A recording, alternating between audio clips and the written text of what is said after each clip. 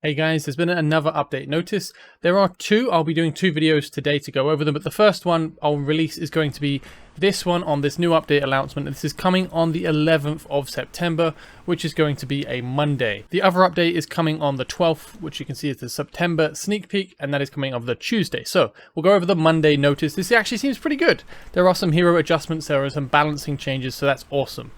So, first up, Void Rift. They are adjusting the unlocked requirement for Void Rift. You can now get it at Commander level 40 instead of 45. I know many players really struggle with it, so I'm not sure reducing the entry requirement is easier, but I guess we'll see. Maybe it's a good thing. I guess it's better for people to get access sooner. Prepare to welcome epic hero Olag, who will join your team within the Void Rift. I'm not sure how this works. I never used this because I always have Olag whenever I've done Void Rift, but he's an insanely good hero.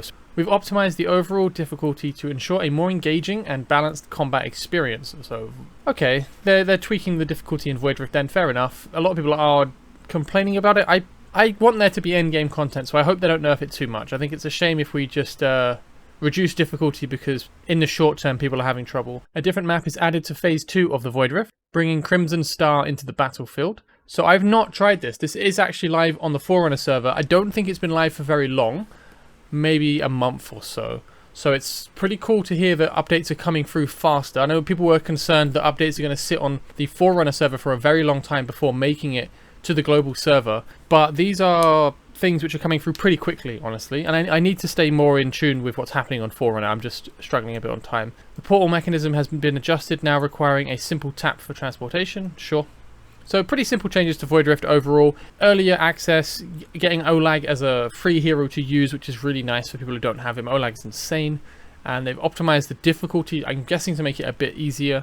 They've added another map to Phase 2. What this means, I believe, is that there's two versions of Phase 2. Like right now, there's two versions of Phase 3. There's Toreador and there's Lasir. So I'm assuming this means there's an entire other Phase 2 that we can get. But I think more interestingly, there is a hero adjustments. It's a balancing patch. So now Zelus has a talent. I just checked quickly. He does not have any talent at the moment right now. So this will give him a 10% damage bonus of 5 seconds when killing an enemy. As we know, 10% damage bonus is not crazy because this is applied after the defense reduction. But it's still bonus damage and it's something he didn't have before, so that's a very nice buff. And I think most importantly, they've reduced his cost from 29 to 25, which is really, really nice. I think this is long overdue. He was way too expensive to get down, so that helps out a lot. And they've also boosted his initial rage from 300 to 500, which I think makes him better in Gear Raid 1, obviously, because then it's easier to get his ult out when you drop him later. I don't drop him early because he doesn't do a great deal of damage. Then they have upgraded Regulus to have a basic attack skill up. So if you are using your Regulus and you want to skill him up for his ultimate or his passives, do your skill ups before this patch hits. These basic attack skill ups are not great typically. You really would prefer them to roll into the ultimate or the passive. So if you do find yourself using Regulus a lot, you may want to consider skilling him up now. And then we get the Daemon or the Demon revamp. He's now part of the Nightmare Council, still a fighter. Base attack deals damage to one enemy. He has a talent reducing his revival time, and his cost increases by 4 seconds every time he revives, but his damage also increases by 10%, stacking twice. And both of these stack twice. Blood Mania, when deployed, he gains attack, and for every 3 attacks landed, he will stun for 1 second. And Blood Coil, when deployed, he deals up to 300% damage to 3 nearby enemies. Pretty good to have him in the faction. We'd need to see what his actual awakenings are. He would certainly have his uses. Nice to get some easy, cheap damage out, which actually could be very valuable. Could be very good in some of the Void Rift stages where you need to kill the tentacles, for example. And then we have the big one, the Lightlocke. Now he gets extra rage when healing the same ally. His rage cap is a bit tiny. It's like 100 rage. So this is really not going to mean a lot, I think. A bug fix. They're really heavily labeling this. Fix the bug with a splash damage would affect an incorrect number of targets. So this is what we mentioned in a previous video where Lightlocke's ultimate, the splash damage, was hitting every enemy around him. And supposedly it's supposed to be capped at a certain number of targets. I really wish the developers would give us the numbers on skills. Just say, put a number in the corner of the tooltip or something, because this is a complete unknown entity to us. So just let us know what things are capped and what things aren't capped and how much. And optimize his awakening 1. So I think this is actually the same. So previously it's 70% and then it increases it to 120, whereas the change says it increases it by 50%, so you end up at 120% again. So that's how some people have interpreted it. There's a couple ways of interpreting it. I think this is the correct way, but we'll see. So hopefully these changes don't diminish Lightlocke's use too much. I haven't tested him yet, so I don't know. I haven't used him on the Forerunner or test server to see if he's still viable. If you do rely on your Lightlocke, just get as far as you can before Monday, get all of your Power of Dominance unlocked, and then it'll be easy to continue afterwards. And finally, Kook, his poison trap's duration has been increased from 3 to 5 seconds. Which is funny because his poison trap is actually kind of annoying because you can't place heroes on the poison trap. So I've heard that some people don't even promote their Kooks because they don't want to unlock the poison trap because it's just super annoying blocking other heroes. So I was hoping they'd do some other stuff with him, but okay, that's okay. Gear. They've added 10 mythical artifacts. So, okay, yeah, this is also in the September sneak peek notice. All of these are available on my website if you want to check them out. Go to the artifact tier list. Just underneath the tier list, I've listed all of the exclusive artifacts in the game, including these, and if you mouse over them, you can see the details about how they actually work. Just so you know, you can only get these from Expert or Nightmare Void Rift completion. So almost none of us are going to be getting these other than some whales for the time being. This is very end game content, and these are mostly like Leia, Twin Fiend, Ajax. These are legendary lords, a lot of them. Sure, there's Voroth and Iron, but I don't know if that changes much. They've adjusted the marksman artifact Blood Drinker. Okay, cool. So they're bringing this change in. So now Blood Drinker does damage as well as lifesteal. So they've changed it from being just lifesteal. They've now given it a damage scaling from 10 to 15%, and they've reduced the lifesteal to a percentage of max HP. So I think that's better. You obviously want to deal some more damage, so that's nice. Blue Sea Ice Ring in basically the same way. Previously it just slowed, but now it slows and boosts your damage by a bit up to 15% as well. But it now has a cooldown on the trigger of the slow. It can only be triggered once every 4 seconds, which is unfortunate. In Arena, they have boosted the rewards, it seems, for Gold 1 to Platinum 3. Seems to be an increase of around 10 to 20% extra diamonds. And they've added some previews, and they fixed the bug about exiting the arena battle won't cost you arena points, like it's just save scums the run effectively. Then we have stages. They've added 2 new faction trial stages, Infernal and the Trial of the Esotericists. They've adjusted the drop rates of epic gear items and increased drop rates for stages 7 to 9 in Gear Raid 1. Let's say increased drops. I wonder what this actually means. They've adjusted the drop rates of epic gear again for stages 3 to 5 in 2 and 3 as well. And Gear Raid 3, they've lowered the difficulty of stages 1 to 9 and 16 to 18. Okay. That's interesting, because I always felt that Gear Raid 3 was a bit too much more difficult unless you had the right heroes for it. Like, it feels way more hero dependent. They've increased the difficulty of stages 10 to 15 to better match the required battle power. They've adjusted the campaign stages for Nazim on N5.8 and Scorched Devourer on N4.8. They've lowered the difficulty of specific stages within the Spectral Rift on Chapter 7 of Normal Mode, and there are some changes to the guild. You can now use a fuzzy search to find guilds based on partial names. So this is really necessary. They should have really launched with this, but I'm glad they finally pulled it in. Currently, you can't really find a guild. The guild has to find you. If they're not in the top 100, you can't find them. So this was just a scalability oversight. They obviously didn't consider that they may have well over 100 guilds on launch. So I'm glad they've added this search feature. Added a feature to display each guild's language information to guild-related interfaces, including suggested guilds, guild rankings, and guild invites. They've optimized the logic behind suggested guilds and improved the approval procedure. And finally, a bunch of other changes. You can now display your preferred country region information on your account. Initially, the info is determined based on your device's IP address during account creation, which may not always be accurate. Your understanding is appreciated. You can edit your displayed country/region by visiting your player profile and tapping on the icon beside your character name.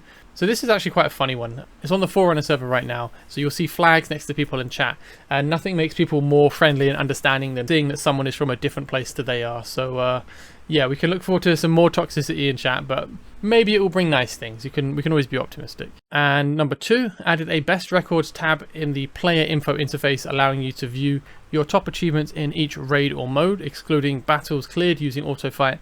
These records will become visible to friends and fellow guild buddies. Note, battles fought in certain modes prior to this update won't be displayed. Added the following daily quest: give friendship points 1 time. Your player profile now showcases heroes with faction and lord icons for quick identification.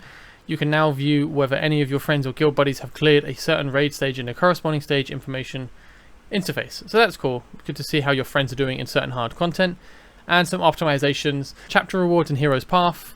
So this, again, my website's Hero's Path is going to grow further and further out of date. So if you are progressing and you notice that it is wrong on my website, just send me a screenshot and DM, please. I would appreciate it so I can update it and keep it relevant. They've optimized quest descriptions and rewards in Hero's Path. The weekly and monthly quests will now refresh once all rewards have been claimed, moving away from the previous fixed weekly monthly schedule. So yeah, that means it's interesting, that change. we're often finishing our weekly rewards really quickly. So this will make it easier for us to cycle through and get more rewards, which is cool. Regarding monthly, if you have to complete all rewards as it says, then you'll have to wait at least 25 days. So it doesn't change a great deal there, but it does mean if you miss a week in the game and you can't finish the month to get the final Ancient Shard reward or whatever it is, it won't finish until you get those logins and you get that shard. So that's kind of cool. And if you're registered before the update, we get 2 Ancient Summoning Crystals for free apparently, so that's cool. They've optimized some secret achievement descriptions, which we can't see because that's secret. They've optimized the icon display of 3, 4, and 5 psychic powers. They look more like knights now. I've seen them as well. They're pretty cool. Tapping on players' avatars, add to blacklist has been changed to block and blacklist after confirming you will not see that player's chat messages in the chat channel. So hopefully this should help reduce the spam in the game's chat because it's just a bit ridiculous, all the bot accounts. They have said they're working on other things for that, so hopefully that comes soon as well. Campaign milestone rewards are now directly displayed, allowing you to instantly see what you'll receive instead of being presented as chests. That makes sense. When you switch to other apps while in auto fight mode, the game will remain active in the background. This enables battles to smoothly pick up from where they were paused once you return to the game. So it sounds like it's not maintaining the auto runs, it's just the game hasn't closed. Is that what they're saying? Because it says they were paused once you return to the game. Now auto fights in Tired won't pause when you open the chat interface. Now your device's screen can enter sleep mode while the game processes post-battle rewards. The Gold Dragon Pass interface now offers a detailed view of level rewards. And optimize the display of summoning pool details with separate sections for summoning rules and pity timer rules, providing a more intuitive way to grasp summoning event information. Added event icons to raids that offer trophy rewards in Hero Conquest, Cave of Relics and Oracle's Trial events. And finally, they have optimized the visuals of Event Hall by making it full screen. Alright, so that is a lot of changes. That's quite a big update. Optimizations I don't really pay too much attention to. These new changes, the region flagging stuff will be fun. We get to see just how many people are from North Korea. Then we have the guild changes. I think the guild searching is very necessary. It's an important quality of life feature. It's not even quality, but it's just necessary really. So I'm glad they finally added that in. They brought in the extra faction trials, which means you'll finally be able to get that legendary summoning crystal from the final reward of the faction trials. And yeah, this should be cool. I've not tried these yet myself either, so that would be awesome. Adjusting some of the difficulties of raids is probably a good thing. More rewards from Arena. The hero adjustments and the artifacts are cool. I don't really mind too much about the artifact adjustments. I still don't think these are particularly great. I think Blood Drinker might have some niches in Gear Raid 3. These artifacts are going to be locked behind Nightmare Void Rift, so kind of nothing for us. Kook's change I don't care about. Lightlocke's change could be quite sad. I don't think it... I get if that's not how it's supposed to work, they want to change it, but it's a shame because a lot of people benefited from Lightlocke. The Daemon revamp is potentially pretty cool, but I don't know where you would use him. He's more of a niche hero that you would use in specific scenarios, such as in Void Rift in the Phase 2 for the tentacles. The Regulus change, I generally don't like the basic attack skill ups, it just eats your legendary shards. The Zelus changes are really nice. This is actually quite a big buff to Zelus. Reducing his cost is huge. Giving him this bonus damage, he actually becomes way more usable in my opinion, especially for newer players. He's no longer kind of a meh pull. Extra phase to Void Rift is awesome. Bringing in Olag is fantastic as well. But yeah, that seems to be the update. They're optimizing a few things. You can earn Olag, which is really good for most players. Yeah, it's a pretty good update. I think this will help quite a few people.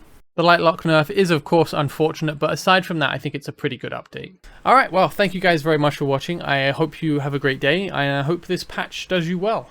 Take care, and bye-bye.